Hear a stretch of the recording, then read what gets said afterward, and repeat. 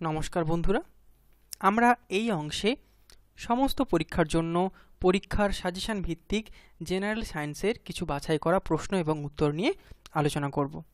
ঠিক আছে, আমরা সরাসরি চলে যাব প্রথম প্রশ্নে। দেখো, প্রথম প্রশ্ন কি দেওয়া রয়েছে আমাদের জন্য। দেওয়া রয়েছে 120 ওয়াটের একটি বৈদ্যুতিক বাতি প্রতিদিন 8 ঘন্টা ব্যবহার করা হয়। একদিনে বৈদ্যুতিক বাতির মাধ্যমে ক্ষয়প্রাপ্ত শক্তির একক গণনা করুন। অর্থাৎ আমাদের এখানে দেওয়া রয়েছে দুটো জিনিস, একটা হচ্ছে ক্ষমতা দেওয়া রয়েছে। দেখো 120 ওয়াট, ওয়াট সাধারণত আমাদের ক্ষমতার একক হয়। তাহলে বৈদ্যুতিক বাতির যদি আমরা ক্ষমতাটাকে এখানে লিখে ফেলি, দেখো ক্ষমতা এটা কত হয়ে থাকলো 120 ওয়াট, এটা দেওয়া রয়েছে। এটাকে আমরা কি করব, কিলোওয়াটে কনভার্ট করব। কেন করব সেটা আমরা এক্ষুনি বলছি। দেখো কিলোওয়াটে কনভার্ট করতে গেলে কি হয়, সবসময় ওয়াটকে 1000 দিয়ে ভাগ করলে আমরা কিলোওয়াটে পেয়ে যাব 0.12 কিলোওয়াট। আর সময়টা তো অবশ্যই আমাদের দেওয়া রয়েছে কিসে, দেখো সময় দেওয়া রয়েছে আমাদের 8 ঘন্টা। আমরা এই ধরনের যখন যে কোনো প্রশ্নের ক্ষেত্রে ক্ষয়প্রাপ্ত শক্তি আমরা বের করব কিভাবে, ক্ষমতা গুণিতক সময়। ক্ষমতার সঙ্গে সময়কে যদি আমরা গুণ করি সেক্ষেত্রে আমরা ক্ষয়প্রাপ্ত শক্তি পেয়ে যাব। কিন্তু মনে রাখতে হবে ক্ষমতার একক হতে হবে কিলোওয়াট এবং সময়ের একক হতে হবে ঘন্টা। কারণ ক্ষয়প্রাপ্ত শক্তি সাধারণত কিলোওয়াট ইন্টু ঘন্টা এই এককে আমরা ব্যবহার করে থাকি।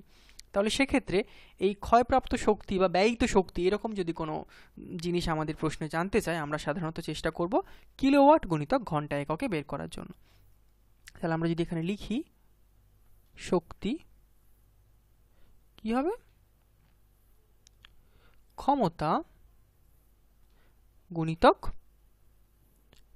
সময়। অর্থাৎ এখানে দেখো ক্ষমতা 0.12 আর সময়টা হচ্ছে 8। তাহলে যদি দুটোকে আমরা গুণ করি আমরা পেয়ে যাব কত, 0.96। এটা হয়ে গেল আমাদের ক্ষয়প্রাপ্ত শক্তি বা ব্যয়িত শক্তির একক। তাহলে অপশান সি এটা হয়ে গেল সঠিক, অপশান সি হয়ে গেল আমাদের সঠিক। ঠিক আছে, 0.96। এবার আমরা তাহলে চলে যাব পরের প্রশ্নের দিকে। পরের প্রশ্ন দেওয়া রয়েছে, দেখো দুটি রোধক, একটি 10 ওহম এবং একটি 20 ওহম। এই দুটি রোধ 6 ভোল্ট ব্যাটারির সাথে শ্রেণী সমবায়ে যুক্ত রয়েছে। বর্তনীতে তড়িৎ প্রবাহ কত হবে? আমাদের প্রথম যে কাজ হবে, যে দুটি রোধ আমাদের শ্রেণী সমবায়ে যুক্ত রয়েছে তাদের তুল্য রোধ বের করা। ঠিক আছে, তুল্য রোধ বের করার নিয়ম কি শ্রেণী সমবায়ের ক্ষেত্রে? শ্রেণী সমবায়ে যে কটি রোধ যুক্ত থাকুক তাদের প্রত্যেকের মানের যোগফল করলে যে মান বেরোবে সেটাই হয়ে যাবে শ্রেণী সমবায়ের ক্ষেত্রে তুল্য রোধ। তাহলে এখানে যেহেতু দুটো রয়েছে তাহলে এদের ক্ষেত্রে তুল্য রোধ কি হবে, তুল্য রোধ কি হবে দেখো, 10 ওহম যুক্ত 20 ওহম, 10 প্লাস 20, এটা করলে আমরা কত পাবো, 30। এটা পেয়ে যাব আমরা 30 ওহম। এটা হয়ে গেল তুল্য রোধ। আর দেখো এখানে ভোল্ট দেওয়া রয়েছে বিভব প্রভেদ। তাহলে আমরা যদি লিখি বিভব প্রভেদ,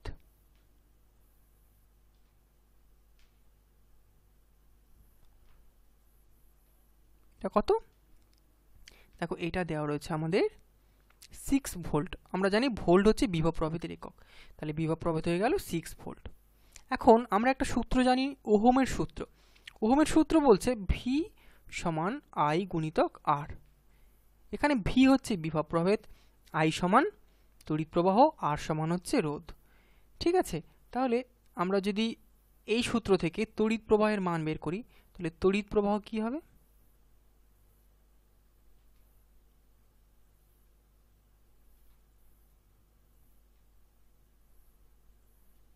এটা হয়ে যাবে বিভব প্রভেদ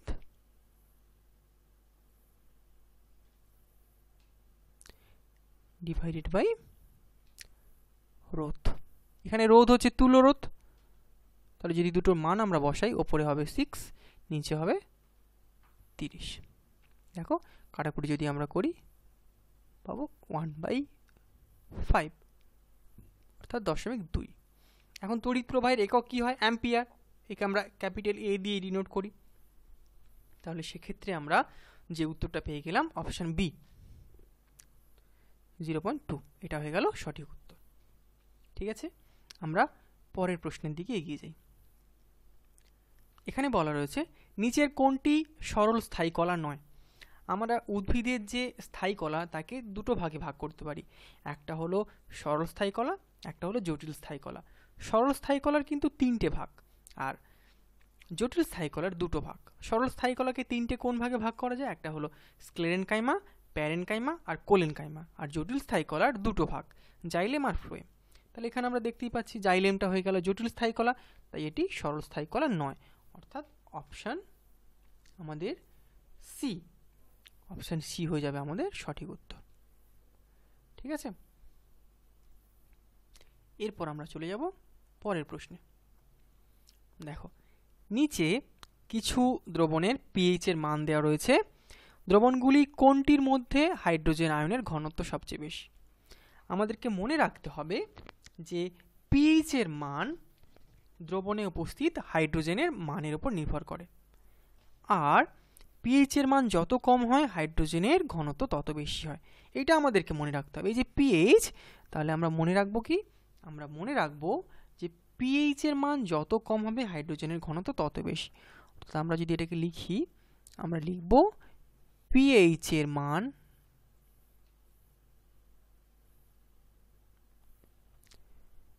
যত কম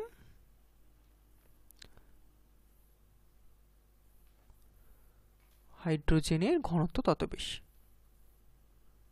হাইড্রোজেনের ঘনত্ব তত বেশি। এবারে এখানে দেখো যে কটা পিএইচ দেওয়া রয়েছে তার মধ্যে সবচেয়ে কম কোনটা, 2.4, এটা। তাহলে এর কি হবে, হাইড্রোজেন আয়নের ঘনত্ব সবচেয়ে বেশি হবে। এবার দেখো আমরা পিএইচ সংক্রান্ত আর একটা জিনিস এখান থেকে জেনে রাখি।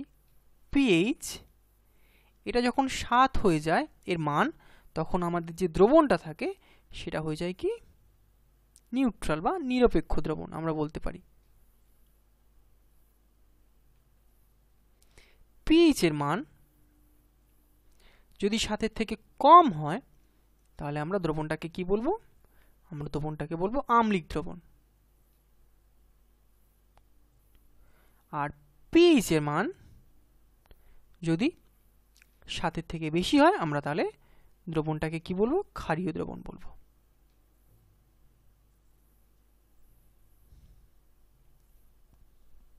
ঠিক আছে, তাহলে এখানে অপশন সি হলো সঠিক উত্তর। পরের প্রশ্ন দেখো, আধুনিক পর্যায় সারণীর কোন শ্রেণীতে হ্যালোজেন মৌলগুলোকে রাখা হয়েছে। ঠিক আছে, দেখো হ্যালোজেন মৌল কোনগুলো বলো তো। হ্যালোজেন মৌল সাধারণত কোনগুলো হয় আমরা জানি, ফ্লুরিন, ক্লোরিন, ব্রোমিন, আয়োডিন, এগুলোকে বলা হয় হ্যালোজেন মৌল। এগুলোকে প্রথমে মেন্ডেলিভ 7ম শ্রেণীতে স্থান দিয়েছিলেন, কিন্তু আধুনিক পর্যায় শ্রেণীতে যেহেতু নতুন করে অনেকগুলো আমাদের পরিবর্তন হয়েছে, সেই জন্য হ্যালোজেন মৌলগুলোকে বর্তমানে 17তম শ্রেণীতে আমাদের স্থান দেওয়া হয়েছে। ঠিক আছে, তাহলে কোনগুলো হ্যালোজেন মৌল, ফ্লুরিন, ক্লোরিন, ব্রোমিন, আয়োডিন, এগুলো হলো হ্যালোজেন মৌল। ঠিক আছে, এরপর দেখো, যদি দুটি অসমান ভর বিশিষ্ট দেহের একই গতিশক্তি হয় তবে অধিক ভর বিশিষ্ট দেহের ভরবেগ হবে। এটাকে বের করতে হবে। কিভাবে আমরা বের করব, দেখো আমাদের তার আগে জানতে হবে যে গতিশক্তি রাশিমালা আর ভরবেগের রাশিমালা। ঠিক আছে, গতিশক্তি কি হয়, গতিশক্তি রাশিমালার ক্ষেত্রে আমরা যদি গতিশক্তিকে আমরা যদি কে দিয়ে লিখি,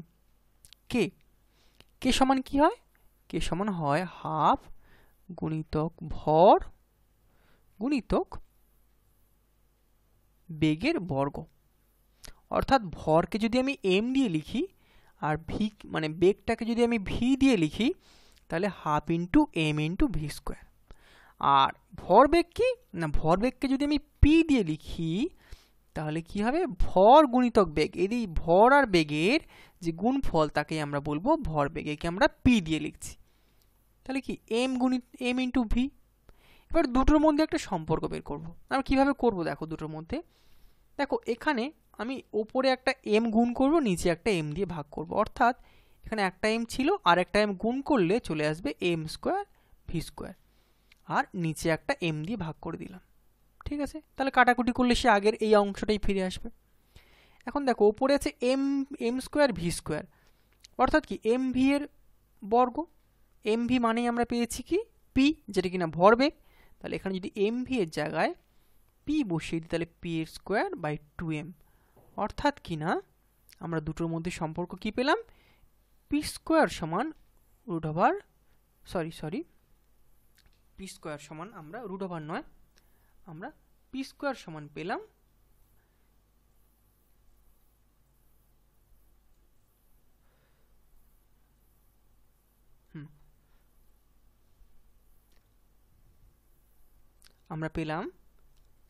p স্কয়ার। ঠিক আছে, p স্কয়ার এখানে কি পেলাম সমান 2m ইন্টু k, বা এটাকে যদি আমরা লিখি তাহলে p সমান সমান কি পাবো, root over 2 into m into k, অর্থাৎ ভরবেগ সমান বর্গমূল অফ 2 গুণিতক ভর গুণিতক গতিশক্তি। এখন দেখো বলেছে দুটো অসমান ভর বিশিষ্ট হলেও তাদের গতিশক্তি এক, অর্থাৎ কিনা এই k এর মানটা কিন্তু দুটোর ক্ষেত্রে একই। তাহলে যার ক্ষেত্রে m এর মান বেশি তার ভরবেগ বেশি হবে। এখানে বলেছে অধিক ভর বিশিষ্ট দেহে, তাহলে কি তার অধিক ভর বিশিষ্ট দেহের ভরটাও বেশি হবে, তার ফলে তার এই ভরবেগের মানটাও বেশি হবে, অর্থাৎ অপশান সি হয়ে যাবে সঠিক উত্তর। ঠিক আছে, এবারে পরের প্রশ্নে চলে যাই। দেখো নিম্নলিখিত কোন যৌগের মধ্যে কেলাস জল নেই? তাহলে কেলাস জল নেই, এই যে কেলাস জল কি জিনিস সেটা সম্পর্কে আমরা একটু জানি। কেলাস জল হলো আয়নিক যৌগ গঠন করার সময় আয়নিক যৌগের কেলাসের মধ্যে যত সংখ্যক জলের অণু যুক্ত থাকে তাকে আমরা বলবো কেলাস জল। এবারে নিচে যে কটা যৌগ দেওয়া রয়েছে তাদের কথা যদি আমরা দেখি, দেখো এখানে দেওয়া রয়েছে প্রথমে কি দেওয়া রয়েছে, জিপসাম, তাই না, দেওয়া রয়েছে কি আমাদের জিপসাম। ঠিক আছে, তো জিপসামের আমরা সংকেতটা কি জানি, আমরা জিপসামের যে সংকেত হয় সেটা কি হয়, এই যে জিপসাম এর সংকেত হয় CaSO4 2H2। ঠিক আছে, এর মধ্যে তো অবশ্যই জল থাকে। আর আমরা যে কাঁচার সোডা দেখতে পাচ্ছি না, যে কাঁচার সোডা, এটা সাধারণত এর সংকেতটা হয় Na2CO3 সোডিয়াম কার্বনেট, এর সঙ্গে 10H2O হয়, এর সঙ্গেও দেখো জলের অণু যুক্ত আছে। আর আবার দেখি আমরা যদি কপার সালফেট দেখি, যে কপার সালফেট এর মধ্যেও কিন্তু জল থাকে, এবং সেজন্য এই কপার সালফেটটা খানিকটা ভেজা ভেজা হয়, খানিকটা। একমাত্র জল থাকে না কার মধ্যে, বেকিং সোডার মধ্যে। বেকিং সোডার সংকেতটা আমরা যদি জেনে রাখি, বেকিং সোডার সংকেত NaOH CO3, এটা হয়ে গেল বেকিং সোডার সংকেত। ঠিক আছে, আর কপার সালফেট তোমরা যদি জেনে রাখতে চাও তাহলে কপার সালফেট কি হবে,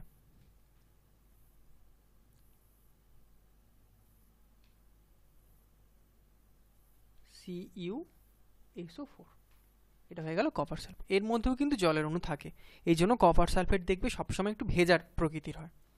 তাহলে কোন উত্তরটা সঠিক, বেকিং সোডা, এর মধ্যে কিন্তু কোনো জল নেই। ঠিক আছে, এরপর আমরা চলে যাব পরের প্রশ্নে। আচ্ছা, বৈদ্যুতিক বাল্বগুলি সাধারণত ড্যাশ এর মতো রাসায়নিক নিষ্ক্রিয় গ্যাসের দ্বারা পরিপূর্ণ থাকে। আচ্ছা, সাধারণত বৈদ্যুতিক বাল্বের মধ্যে আর্গন গ্যাস এবং নাইট্রোজেন গ্যাসের একটা মিশ্রণ রাখা থাকে। ঠিক আছে, এখানে সঠিক উত্তর কোনটা হবে, তাহলে এক্ষেত্রে সঠিক উত্তর হয়ে যাবে নাইট্রোজেন। কেন রাখা থাকে না, এর ফলে কি হয়, যে ফিলামেন্টটা থাকে তার কিন্তু যে ক্ষয়টা সেটা অনেকটা কমে যায় এবং তার কার্যক্ষমতা কিন্তু অনেকটাই বৃদ্ধি পায়। তাহলে নিষ্ক্রিয় গ্যাস কোনটা হবে, এখানে নাইট্রোজেন। আর মনে রাখবে অপশানে কিন্তু কখনো কখনো আমাদের আর্গনও দিতে পারে, আর্গন এবং নাইট্রোজেন এই দুটোর মিশ্রণই কিন্তু আমাদের বৈদ্যুতিক বাল্বগুলোতে রাখা থাকে। ঠিক আছে, আমরা চলে যাব এর পরের প্রশ্ন। কে পারমাণবিক সংখ্যার উপর ভিত্তি করে মৌলগুলোকে শ্রেণীবদ্ধ করেছে। ঠিক আছে, পারমাণবিক সংখ্যার উপর ভিত্তি করে এখানে উত্তরটা হবে মোজলে। মোজলে কিন্তু পারমাণবিক, আমাদের যে পারমাণবিক সংখ্যা কি জিনিস, কোনো মৌলের নিউক্লিয়াসে যে কটি প্রোটন উপস্থিত থাকে সেই সংখ্যাটাকে আমরা কি বলবো, সেই মৌলের পারমাণবিক সংখ্যা। আর এই পারমাণবিক সংখ্যার উপর ভিত্তি করেই মৌলগুলোকে শ্রেণীবদ্ধ করেছিলেন মোজলে। কিন্তু এর সঙ্গে আমরা জেনে রাখি বাকি তিনজন, নিউল্যান্ডস কি করেছিলেন, নিউল্যান্ডস আমাদের অষ্টক সূত্র প্রবর্তন করেছিলেন, যে মৌলগুলোকে যদি আমরা ক্রমানুসারে সাজাই পারমাণবিক গুরুত্ব অনুসারে, তাহলে 8টা মানে পরপর আবার তাদের ধর্মগুলো কি হয়, পুনরায় ফিরে আসে। নিউল্যান্ড কি করেছিলেন, অষ্টক সূত্র এখানে প্রবর্তন করেছিলেন। মেন্ডেলিভ কিসের ভিত্তিতে করেছিলেন, মেন্ডেলিভ কিন্তু পারমাণবিক গুরুত্বের ভিত্তিতে, এটা মনে রাখবে, পারমাণবিক গুরুত্ব এর উপর নির্ভর করে কিন্তু মেন্ডেলিভ আমাদের মৌলগুলোকে শ্রেণীবদ্ধ করেছিলেন। ডোবের আইন কি করেছিলেন, ডোবের আইন কিন্তু ত্রয়ী সূত্র দিয়েছিলেন। ঠিক আছে, ত্রয়ী সূত্র কি জিনিস, যে তিনটে মৌল পরস্পর, তাদের মধ্যে প্রথম আর তৃতীয় মৌলের পারমাণবিক গুরুত্বকে যদি আমরা গড় করি তাহলে দ্বিতীয় মৌলটার পারমাণবিক গুরুত্ব পেয়ে যাব। ঠিক আছে, কিন্তু এক্ষেত্রে সঠিক উত্তরটা কোনটা হবে, মোজলে। এরপর আমরা পরের প্রশ্নে চলে আসি। দেখো, একটি রাসায়নিক বিক্রিয়া যার মধ্যে তাপ উৎপন্ন হয় তাকে ড্যাশ বলা হয়। মনে রাখো, তাপ উৎপন্ন হলেই তাকে আমরা বলবো তাপ উৎপাদন বা তাপ উৎপাদক বিক্রিয়া।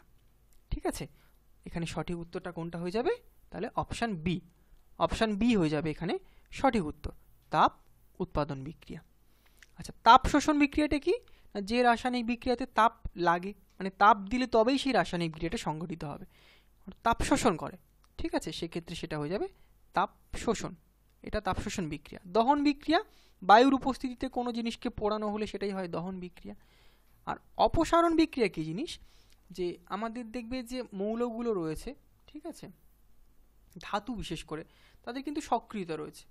বেশি সক্রিয় ধাতুগুলো কি করে, অনেক সময় কম সক্রিয় যে ধাতু তাদের যে যৌগ থাকে সেই যৌগ থেকে কি করে, তাদেরকে অপসারণ করে। ঠিক আছে, সেই সমস্ত বিক্রিয়াগুলোকে বলা হয় অপসারণ বিক্রিয়া। মনে রাখবে কি, কিছু কিছু আমাদের ধাতু রয়েছে যারা বেশি সক্রিয়, তারা কম সক্রিয় ধাতুগুলোকে রাসায়নিক বিক্রিয়ায় অপসারণ করতে পারে, তখন সেই বিক্রিয়াকে আমরা বলবো অপসারণ বিক্রিয়া। দহন বিক্রিয়া কোনটা, যেটা বায়ুর উপস্থিতিতে কোনো কিছুকে পোড়ানো হলে অক্সিজেনের উপস্থিতিতে, সেটা হবে দহন বিক্রিয়া। তাপ উৎপাদন বিক্রিয়া কোনটা, যে বিক্রিয়াতে তাপ উৎপন্ন হয়, মানে বিক্রিয়ার শেষে অনেক পরিমাণে তাপ নির্গত হচ্ছে বিক্রিয়া থেকে। আর তাপ শোষণ বিক্রিয়া মানে যে বিক্রিয়াতে তাপ দেওয়ার ফলে বিক্রিয়াটা ঘটিত হচ্ছে, তখন সেটাকে আমরা বলবো তাপ শোষণ বিক্রিয়া। ঠিক আছে, অর্থাৎ এখানে সঠিক উত্তর হয়ে যাবে অপশান বি। আশা করি তোমাদের এটা ভালো লেগে থাকবে। কোনো ধরনের যদি কোনো জিজ্ঞাসা থাকে অবশ্যই তোমরা কমেন্ট সেকশানে জানাবে কিন্তু।